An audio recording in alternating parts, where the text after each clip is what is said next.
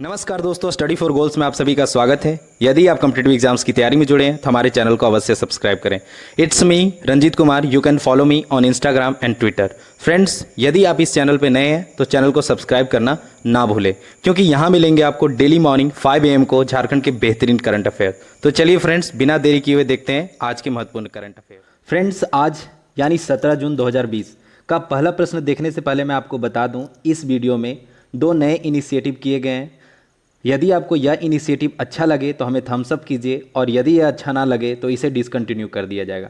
तो फ्रेंड्स, चलिए आज का पहला प्रश्न देखते हैं। आज का पहला प्रश्न है, किस संस्था के द्वारा झारखंड सरकार को 10,000 PPE किट दी गई है? ऑप्शन है Dell Technology India, Hope Foundation, उपरोक्त दोनों, इनमें से कोई नहीं। तो फ्रेंड्स, इसका सही आंसर है उपरोक्त दोनों, यानी सी ऑप्शन इसका सही है। सी ऑप्शन सही आंसर है। ठीक है, डेल टेक्नोलॉजी और होप फाउंडेशन दोनों ने मिलकर 10,000 PPE किट कल ही मुख्यमंत्री को सौंपे हैं। चलिए आगे देख लेते हैं। PPE किट यह काफ़ी इंपॉर्टेंट टॉपिक हो जाता है, क्योंकि कोरोना पैंडेमिक में PPE किट काफ़ी पॉपुलर फुल फॉर्म हो जाता है। ठीक है, तो PPE का फुल फॉर्म है पर्सनल प्रोटेक्टिव इक्विपमेंट। यह व्यक्तिगत सुरक्षा उपकरण है। सुरक्षात्मक कपड़े, हेलमेट, काले चश्मे या अन्य वस्त्र या उपकरण है जो पहनने वाले के शरीर को चोट या संक्रमण से बचाता है। ठीक है, चलिए आगे देखते हैं। आपको बता दूं, हाल ही न्यूज में था कि चीन के बाद इंडिया जो है विश्व का दूसरा सबसे बड़ा PPE किट मैन्युफैक्चरर बन गया है। मीन सबसे ज़्यादा PPE किट चीन मैन्युफैक्चर करता है, और उसके बाद भारत का नंबर है।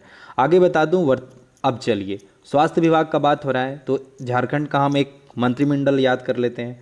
तो आपको बता दूं, स्वास्थ्य एवं परिवार कल्याण मंत्री कौन है? तो श्री बन्ना गुप्ता। 2 और आप याद रख लीजिए। कृषि मंत्री कौन है? तो श्री बादल पत्रलेख। और ग्रामीण विकास मंत्री कौन है? तो आलमगीर आलम। संसदीय एवं ग्रामीण विकास मंत्री कौन है? आलमगीर आलम। तो चलिए मंत्रिमंडल याद रखिए, एक प्रश्न पूछा ही जाता है एग्जाम में। ठीक है, चलिए आज का दूसरा प्रश्न देखते हैं। झारखंड में होने वाले राज्यसभा चुनाव के लिए स्पेशल ऑब्जर्वर किन्हें नियुक्त किया गया है? ऑप्शन है राजीव अरुण एक्का, सुखदेव सिंह, श्री राम तारानी कांति और अरविंद प्रसाद। तो फ्रेंड्स, इसका सही आंसर क्या है? ऑप्शन सी इसका सही आंसर है। श्री राम तारानी कांति को झारखंड राज्यसभा चुनाव के लिए स्पेशल ऑब्जर्वर नियुक्त किया गया। ऑप्शन में राजीव अरुण एक्का मुख्यमंत्री के प्रधान सचिव, सुखदेव सिंह मुख्य सचिव, झारखंड के चीफ सेक्रेटरी ऑफ झारखंड, और अरविंद प्रसाद, तीसरा ऑप्शन है अरविंद प्रसाद, ये विद्युत नियामक बोर्ड के हाल ही अध्यक्ष बने। चलिए आगे देखते हैं। तो बता दें, त्रिपुरा कैडर के IAS अधिकारी एवं त्रिपुरा राज्य निर्वाचन पदाधिकारी श्री राम तारानी कांति झारखंड में राज्यसभा चुनाव के स्पेशल ऑब्जर्वर होंगे। चलिए, अब राज्यसभा चुनाव का बात आ गया तो थोड़ा बहुत राज्यसभा के बारे में जान लेते हैं। तो आपको बता दूं, राज्यसभा की झारखंड में कितनी सीटें हैं? 6 है। विधानसभा की कितनी सीटें हैं? 82 है। और लोकसभा की 14 सीटें हैं। अच्छा, 82 सीटों में से 81 पे निर्वाचन होता है और 1 को मनोनीत किया जाता है। अगर एग्जाम में प्रश्न पूछें कि कितने झारखंड में निर्वाचित विधानसभा क्षेत्र कितने हैं, तो इसका आंसर होगा 81। और कुल विधानसभा सीट कितने हैं? तो 82। ठीक है, इसमें से 28 अनुसूचित जनजाति के लिए और 9 अनुसूचित जाति के लिए, और 44 सीट जो है वो सामान्य वर्ग के लिए। और लोकसभा में 5 अनुसूचित जनजाति के लिए और 1 अनुसूचित जाति के लिए, और 08 क्या है? तो सामान्य वर्ग के लिए। अच्छा, एक और प्रश्न आप एक स्पेशल है। झारखंड विधानसभा का पहला सत्र जो था वो 22 नवंबर 2000 से प्रारंभ हुआ था। इसे याद रखिए, यह क्वेश्चन बन सकता है एग्जाम में। ठीक है, चलिए आगे मैं बता दूं, राज्यसभा का बात आया था, थोड़ी बहुत राज्यसभा के बारे में भी हम जान लेते हैं। तो राज्यसभा को भारतीय लोकतंत्र की ऊपरी सदन कहा जाता है। कौन सा सदन कहा जाता है? ऊपरी सदन कहा जाता है। वर्तमान में राज्यसभा के 245 सदस्य हैं, जिनमें से 12 सदस्यों को राष्ट्रपति द्वारा मनोनीत किया जाता है। यह प्रश्न अगर आप प्रीवियस ईयर प्रश्न पढ़ते हैं या वन लाइनर देखते हैं तो यह प्रश्न बहुत बार पूछा गया है कि राज्यसभा में राष्ट्रपति द्वारा कितने सदस्यों को मनोनीत किया जाता है? तो 12 सदस्यों को। इसके अलावा राज्यसभा का कार्यकाल कितना होता है? तो 6 वर्ष का होता है, यह सभी जानते हैं। चलिए आगे देखते हैं। फ्रेंड्स, आपको बता दूं, झारखंड की 32 जनजातियों से भी JSSC और JPSC अक्सर क्वेश्चन पूछा करता है। तो आप इस चैनल पे आज ही दोपहर तक एक वीडियो अपलोड होगा जो उरांव संस्कृति के बारे में संपूर्ण जानकारी बताया जाएगा जिसमें। तो आप इस चैनल पे बने रहें एवं दोपहर तक या इवनिंग तक इस वीडियो को ज़रूर देखें। यह काफ़ी फ्रूटफुल वीडियो है, आपको यहाँ से बहुत से क्वेश्चन जानने को मिलेंगे और आगे इसी प्रकार अन्य 32 जनजातियों पर भी वीडियो आएंगे। अच्छा फ्रेंड, इसके अलावा आप इस वीडियो का PDF चाहते हैं तो हमारे टेलीग्राम चैनल पे जुड़ें, उसका लिंक डिस्क्रिप्शन बॉक्स में दिया हुआ है, वहाँ से डेली मॉर्निंग 5 AM को PDF आप डाउनलोड कर सकते हैं। आज का तीसरा प्रश्न है, CM ने राज्य के 50,000 सखी मंडलों को कितने राशि का रिवॉल्विंग फंड दिया है? ऑप्शन है 25 करोड़, 50 करोड़, 75 करोड़ और 100 करोड़। तो फ्रेंड्स इसका सही आंसर है 75 करोड़ दिए हैं। फ्रेंड्स आपको बता दूं, CM ने राज्य के 50,000 सखी मंडलों को 75 करोड़ का फंड दिया है।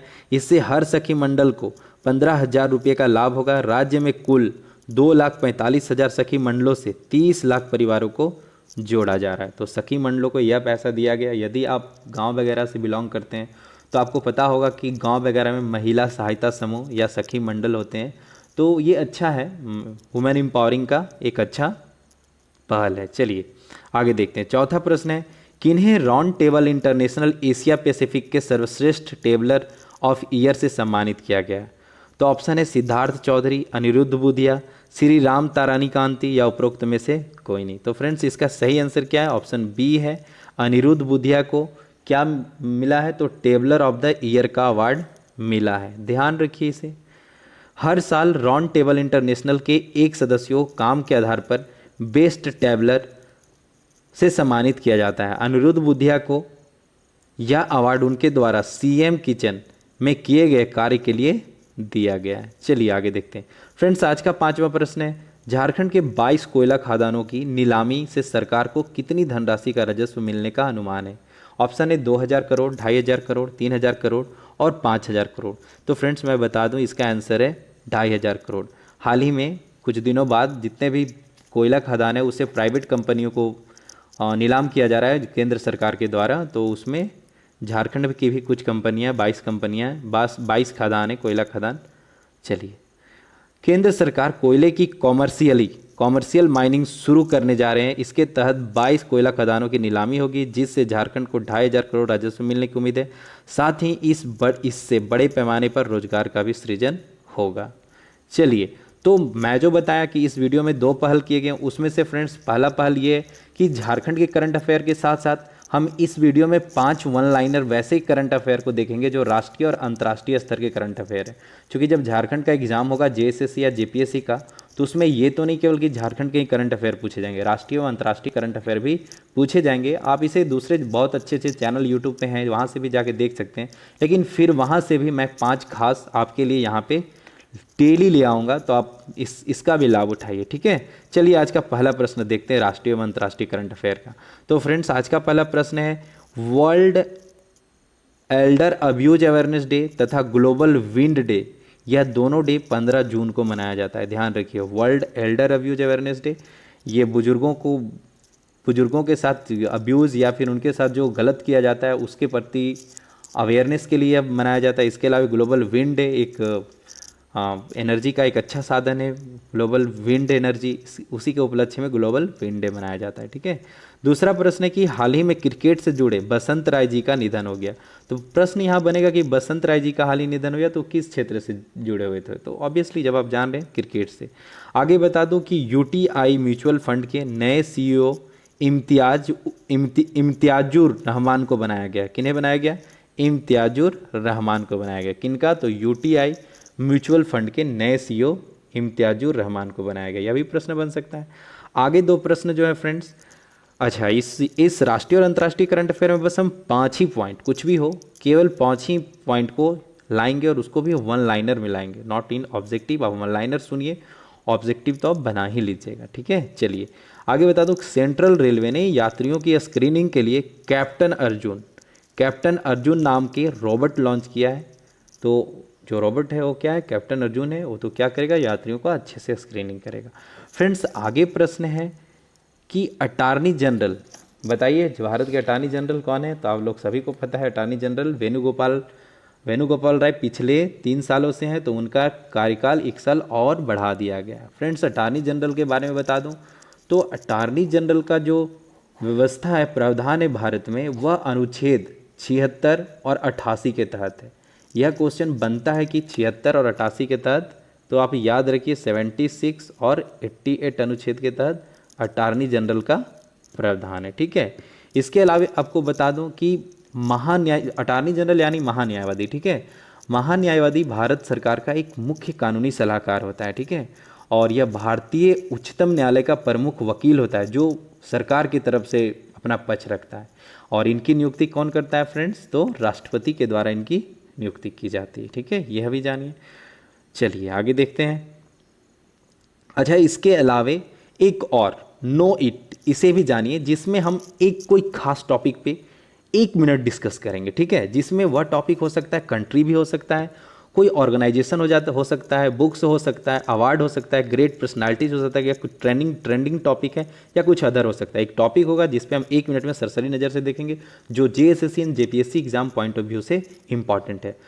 तो इसी में बांग्लादेश अभी न्यूज में था, उनके पुराने एक स्वास्थ्य मंत्री का निधन हो गया, तो न्यूज में था, तो मैं सोचा चलिए बांग्लादेश से बहुत क्वेश्चन जेएसएससी पूछता है। बांग्लादेश नहीं, आसपास भारत के जितने आसपास 8-9 कंट्री हैं उनसे क्वेश्चन हमेशा जेएसएससी पूछता है, तो इसलिए मैंने कंट्री लिया हूँ एक बांग्लादेश। तो चलिए आज हम बांग्लादेश के बारे में कुछ खास बातें देख लेते हैं। तो बांग्लादेश की राजधानी कहाँ है फ्रेंड्स? तो बांग्लादेश की राजधानी है ढाका, और बिम्स्टेक एक संस्था है, तो इसका भी मुख्यालय कहाँ है? बांग्लादेश में है। चलिए बिम्स्टेक के बारे में थोड़ा बाद में देखेंगे। बांग्लादेश का मुद्रा क्या है फ्रेंड्स? तो टका है। यहाँ के वर्तमान में प्रधानमंत्री शेख हसीना है और राष्ट्रपति कौन है? अब्दुल हमीद है। बांग्लादेश के बारे में मैं बता दूं, 26 मार्च 1971 में यह भारत के सहयोग से पाकिस्तान से अलग हुआ। पहले यह पूर्वी पाकिस्तान के रूप में जाना जाता था। ठीक है, चलिए आगे देखते हैं। आपको बता दूं फ्रेंड्स, यहाँ से एक और प्रश्न अक्सर पूछा जाता है कि भारत का सबसे लंबी स्थलीय सीमा किस देश के साथ है? ज़्यादातर लोग इसे चीन और पाकिस्तान समझ लेते हैं, पर इसका सही आंसर क्या है फ्रेंड्स? तो बांग्लादेश, मतलब स्थलीय सीमा भारत सबसे ज़्यादा किसके साथ शेयर करता है? बांग्लादेश के साथ, तो जो कि कितना है? 4096.70 किलोमीटर। ठीक है, इसके अलावा बता दूं बांग्लादेश से टच होने वाले भारत के राज्य कौन कौन है? तो असम है, वेस्ट बंगाल है, मिजोरम है, मेघालय एवं त्रिपुरा है। यानी बांग्लादेश से भारत के 5 राज्य बांग्लादेश से बाउंड्री शेयर करते हैं। ठीक है, ये हो गया। इसके अलावा मैं बता दूं वेस्ट बंगाल जो है सबसे अधिक बाउंड्री है, उसका सबसे 2000 किलोमीटर के आसपास है, और असम का सबसे कम बाउंड्री शेयर है बांग्लादेश के साथ। अच्छा, एक और इम्पॉर्टेंट बात देखिए, इसे गौर से देखिए। गंगा नदी जब बांग्लादेश में प्रवेश करती है तो इसे पद्मा के नाम से जाना जाता है। यह प्रश्न बहुतों बार पूछ रखा है और आगे भी पूछेगा, क्योंकि बांग्लादेश है तो प्रश्न तो बनेंगे। ब्रह्मपुत्र नदी जब बांग्लादेश में इसी प्रकार गंगा की जैसा प्रवेश करती है तो उसे जमुना के नाम से जाना जाता है। अच्छा फ्रेंड्स, आपको और मैं बता दूं, सुरमा जो यहाँ एक नदी है वह यहाँ की सबसे लंबी नदी है। कौन सी नदी? सुरमा नदी यहाँ की सबसे लंबी नदी।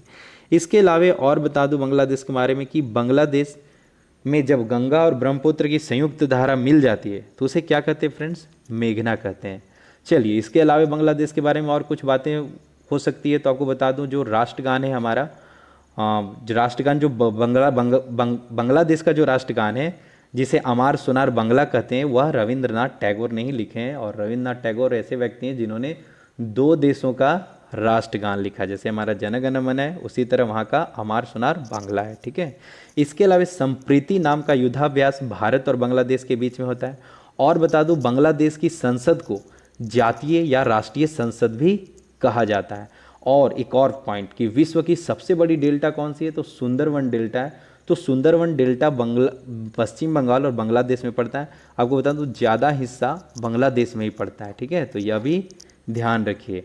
और अभी हमने ऊपर बात किया था बिम्स्टेक, तो बिम्स्टेक क्या है फ्रेंड्स? तो बिम्स्टेक है bay of Bengal initiatives for multi sectoral technical and economic corporation.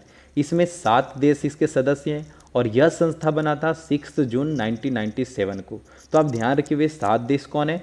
Bangladesh है, श्रीलंका है, भारत है, नेपाल है, भूटान है, थाईलैंड है और म्यांमार है। चलिए फ्रेंड्स, पिछले वीडियो में मैंने आपसे एक प्रश्न पूछा था और मुझे काफ़ी खुशी है, मैं सबको एक्सट्रीमली थैंक यू कहना चाहूँगा, क्योंकि बहुत से लोगों ने बहुत डिटेल में इसका आंसर किया है। ये बहुत अच्छी बात है कि आप डिटेल में आंसर किए हैं।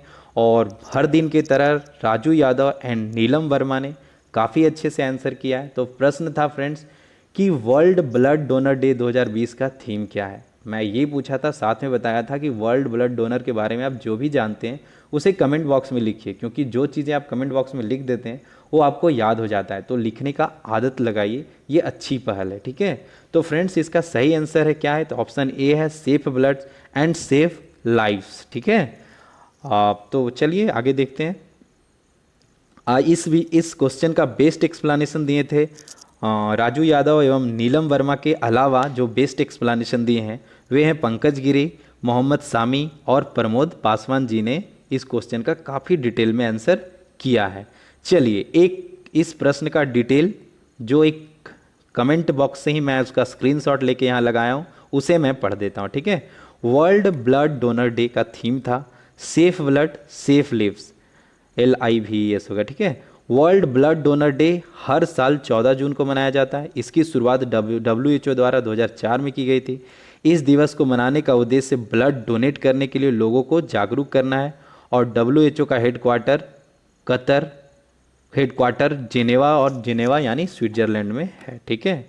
थैंक यू इस कमेंट के लिए, आप इतना समय निकाल के लिखते हैं, इससे आपका भी बेनिफिट है और हमारा भी मनोबल बढ़ता है, ठीक है। चलिए धन्यवाद। तो इसी प्रकार फ्रेंड्स अब क्वेश्चन ऑफ द डे आपके लिए, जिस प्रकार आपने पिछले 16 जून के वीडियो में कमेंट किए, काफ़ी डिटेल में लिखे हैं, उसी प्रकार इसका भी आंसर लिखिए, आप कमेंट में ज़रूर लिखिए, ठीक है। तो प्रश्न है खेल रत्न के लिए नामित यानी सबसे युवा खिलाड़ी हिमा दास को खेल रत्न के लिए नॉमिनेट किया गया। तो आप बताइए हिमा दास का संबंध झारखंड के किस राज्य से है? और तो ऑप्शन है झारखंड, उड़ीसा, असम और छत्तीसगढ़। तो मैं बार बार बोल रहा हूँ, इसका आंसर आप कमेंट बॉक्स में डिटेल में दीजिएगा, ठीक है। तो आपको बताना क्या है वो मैं बता देता हूँ। हिमा दास का पूरा नाम बताना है। इन्हें एक उपनाम भी इनको एक दिया गया, इनके धाविका के वजह से, इनके दौड़ने के कला के वजह से इन्हें एक उपनाम दिया गया। साथ ही इनके उपलब्धियाँ लिखें, 1-2 उपलब्धियाँ लिखें क्या रही हैं, ठीक है। फ्रेंड्स इस वीडियो की तीसरी पहल यह है कि वीडियो के आखिरी में मैं हमेशा हर वीडियो में आपको एक अपने स्टडी को इम्प्रूव करने के लिए या फिर कैसे अच्छे से तैयारी किया जाए इस संदर्भ में एक टिप्स दूंगा मैं। तो चलिए आज का जो सलाह है फ्रेंड, मैं बता दूं कि करंट अफेयर का बेस्ट तैयारी कैसे किया जा सकता है। तो फ्रेंड्स जैसे आपको डेली मॉर्निंग में ब्रश करने का आदत है, उसी प्रकार डेली मॉर्निंग में उठ के आप एक राष्ट्रीय व अंतर्राष्ट्रीय करंट अफेयर का वीडियो देखिए। उसके अलावे आप एक झारखंड करंट अफेयर का वीडियो देखिए, चाहे यह कहीं से देखिए या आप अपने विवेक से डिसाइड कीजिए कि कहाँ आपको अच्छा मटेरियल मिल रहा है। एक कॉपी परचेज कीजिए, उसमें डेट वाइज आप जो भी करंट अफेयर देखते हैं उसमें जो जो इंपॉर्टेंट पॉइंट लगते हैं उसे आप कॉपी में नोट कीजिए। और ध्यान रहे कॉपी में डेट वाइज होना चाहिए, मीन्स 17 जून तो झारखंड करंट अफेयर एक पेज में लिख लिए, दूसरे पेज में हम लिख लिए राष्ट्रीय और अंतर्राष्ट्रीय करंट अफेयर।